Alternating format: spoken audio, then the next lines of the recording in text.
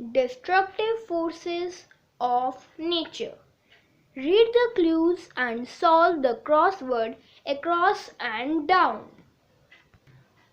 Across. Huge tidal waves caused by an earthquake. Tsunami. Fifth. Storm with violent winds. Hurricane. Sixth.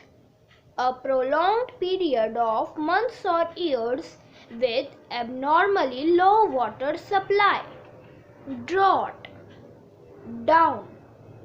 First, an opening in the earth through which hot gases, molten lava and vapor escape from the earth's crust.